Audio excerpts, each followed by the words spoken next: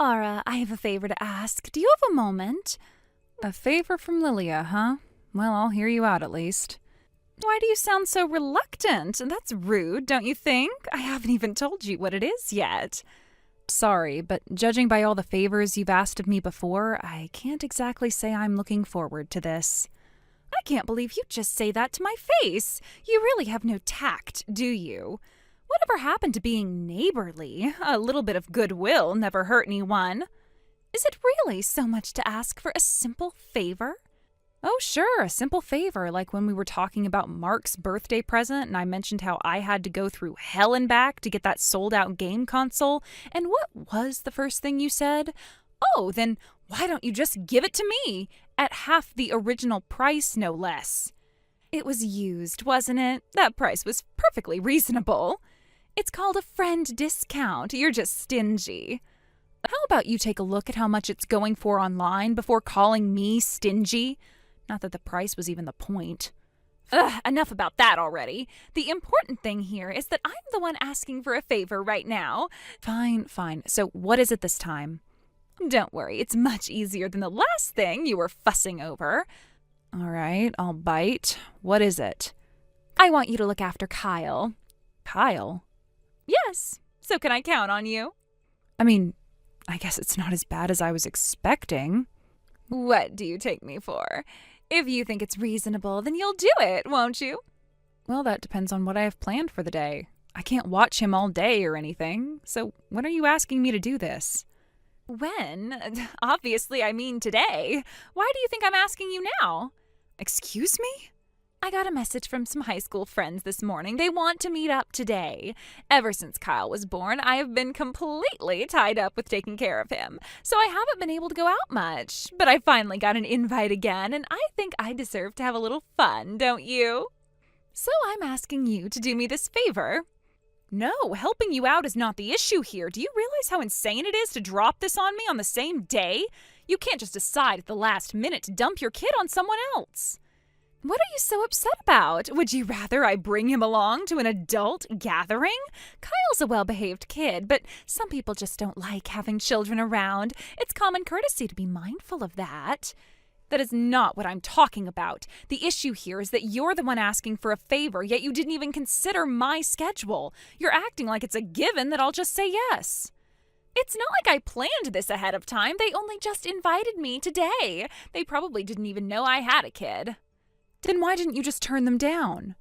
Didn't I just explain this? I work hard every single day. I have barely had any free time since Kyle was born, and I deserve to have a little fun too. It's not a crime to let loose once in a while. It is when you're forcing your responsibilities onto someone else. If it's really that last minute, you could still cancel. Too late. I'm already on the train. You're what? I said I am already on the train. Are you serious? You didn't even wait for my answer. Well, the meetup is pretty far, so I had to leave early. Then, where is Kyle right now? You were planning for me to watch him, weren't you? Oh, don't worry, he's fine. He's at the park near my house. Since it's close by, you can just swing by and pick him up, right? You can't be serious. You actually left a first grader alone at the park? What's the problem? I didn't just abandon him. He's playing, having fun. I figured he'd enjoy himself more that way instead of just sitting around waiting. Do you even hear yourself right now? You seriously think it's okay to just leave him there? What if something happens? That's why I'm asking you to pick him up, so that nothing happens. You've got to be kidding me. You can't just dump a child at the park and hope for the best. Do you realize how dangerous that is? Oh, come on, don't be so dramatic. Nothing's going to happen. And what if something does happen? Then what? That's why I need you to hurry up and go get him. No, you don't get it. If something happens, it's your fault, not mine. You're the one who just left him there. Excuse me? If something happens to Kyle while you're supposed to be watching him, then it's your responsibility. Oh, hell no. You are not dumping that on me. If something happens, it's because you made an incredibly reckless decision. You can't just throw a kid at someone with no warning and expect them to take responsibility. I don't see what the big deal is. You're acting like I abandoned him in the middle of nowhere. It's just a park. That is not the point. You can't just assume everything will be fine. What if he gets hurt? What if someone shady approaches him? You didn't even wait for my answer before leaving him there. You're really overthinking this. Just go get him already. Absolutely not. You need to turn right around and pick up your own kid. I am not going to clean up this mess for you. Ugh, you are so unreasonable. Why can't you just help me out like a real friend? A real friend wouldn't spring something like this on me with zero notice and then dump all the responsibility on me. This is your kid, Lilia. Start acting like it. It's your responsibility to take care of the child. Excuse me? No, I never agreed to that. Just do it already. I am asking you so nicely here. Nicely? That's what you call this? Because from where I'm standing, you're just demanding things and acting like I owe you something. You don't think about how much trouble you're causing for other people. You expect everyone to bend over backward for you, and then when they don't, you act like they're the problem. I honestly don't know how you expect me to just nod along and agree with you. It's baffling. Oh, for crying out loud, do you even care about Kyle at all? He's probably sitting somewhere alone right now, wondering where his mother went. He might be scared. He might be crying. Do you really not care about that? And whose fault is that? Oh, come on. I'm not asking you to do anything complicated. Just go pick him up, bring him over to your house, and let him play with Naoya for a few hours. That's literally all I'm asking. That would solve everything, so why are you being so difficult about it? Difficult? This isn't me being difficult. I am telling you, I can't do it today. Oh, please. It's not like you have anything better to do. You're not busy. You don't even have a job. Would you stop acting like I'm just sitting around all day doing nothing? I may not have a full-time office job, but I run a household. I take care of my family, and I even have side jobs. And if you really want to go there, then maybe you should take a look at yourself before you start pointing fingers. What the hell is that supposed to mean? How rude. Wow, your self-absorbed attitude really is something else. Enough. Just take care of him. That's final. No. Your feelings don't matter in this. This isn't about feelings. I physically can't do it.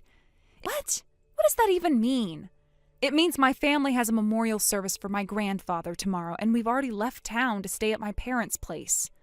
I can't just leave and come back. Even if I wanted to, it would take hours, and by then, it wouldn't even matter. So no, I can't help you. Not today. Sorry. Sorry doesn't cut it. What about Kyle? If something happens to him, it's on you. No, it's on you. I didn't leave my child alone at a park and expect someone else to clean up my mess. But as much as I hate to say it, even though you're unbelievably selfish, pushy, and exhausting, I do understand that you're worried about him. Oh, so now you're just throwing insults at me. You really are awful. I don't even know why I ever considered you a friend. Maybe because our kids get along. If it weren't for Kyle, I wouldn't have a single reason to deal with someone like you. You have to be kidding me. How could you say something so mean? That's not important right now. About Kyle, I was initially thinking of calling one of the other moms in the neighborhood to see if someone could go pick him up, which, frankly, is something you should have done yourself instead of shoving your responsibilities onto me. What do you mean, initially? The situation changed. Turns out Kyle is a lot more independent than I thought. Why are you suddenly bringing that up? That has nothing to do with this. Actually, it has everything to do with it. Your son realized his own mother had abandoned him, so he decided to take matters into his own hands. He went to your husband's workplace on his own. Guess it's not too far from the park.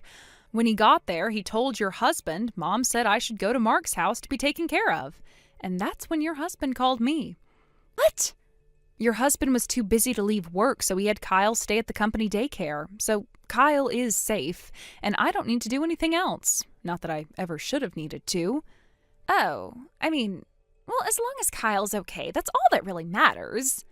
By the way, didn't your husband message you? I figured he wouldn't have time to call, but I assumed he'd at least text you. Wait. Oh no, he did message me. It says, "You better be ready when I get home." Yeah, sounds about right. Well, that's not my problem. I have nothing to do with any of this, so I'll be going now. I actually have other things to take care of. Wait.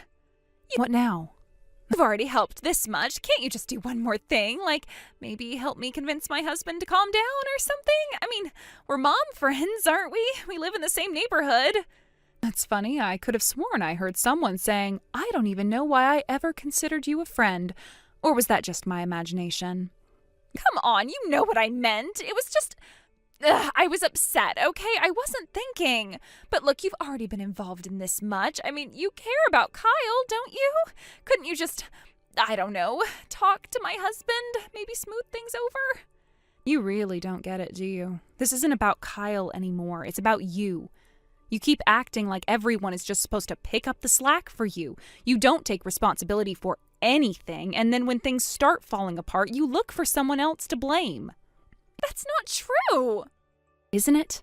You left your child alone. You assumed I would deal with it. You didn't check your messages. Now your husband is mad.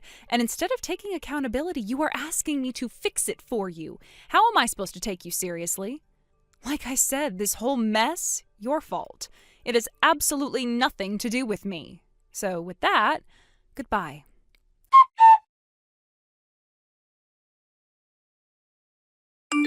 A few days later, when we returned home, her husband came to apologize.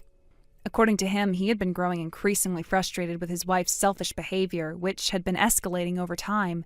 He had tried to tolerate it for as long as he could, but this incident had pushed him to his breaking point. As a result, he made the difficult decision to file for divorce. They had a serious discussion, and in the end, they reached an agreement on custody arrangements. He had been granted full custody of their son, Kyle, and as a result, Kyle would be living with him from that point onward. The apology was sincere. Her husband expressed regret over the way things had unfolded, and despite everything that had happened, he asked if we could continue being friends with Kyle. He acknowledged that his ex-wife had caused a lot of trouble, but he wanted to ensure that Kyle didn't lose the connection he had with the people who cared about him, including us. He seemed genuinely concerned for his son's well-being, wanting him to grow up in a positive environment despite the turmoil in his own life. We all agreed that we would continue to stay close with Kyle. The past was behind us, and we didn't want to let it affect the bond we had formed with him. Kyle was a good kid, and he didn't deserve to be caught in the middle of the mess that his parents had created. As much as his mother had caused trouble, Kyle was innocent in all of it. We reassured her husband that we would always be there for Kyle, and we were happy to continue being a part of his life. After the conversation, we agreed that Kyle and his dad could stay with us for the time being.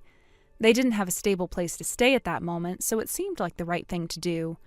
We knew it would be an adjustment for all of us, but we were more than willing to offer them a place to stay while they worked things out. In the days that followed, Mark and Kyle quickly became close friends. They had always gotten along well, but now they had the opportunity to spend even more time together. It was heartwarming to see how easily Kyle adapted to his new living situation and how much he seemed to appreciate the support he was receiving. The two of them would play games, watch movies, and share stories about their days. It was a small but comforting reminder that even in difficult circumstances, the presence of good friends can make a world of difference. Thank you for watching. Please subscribe and hit the like button. See you next time.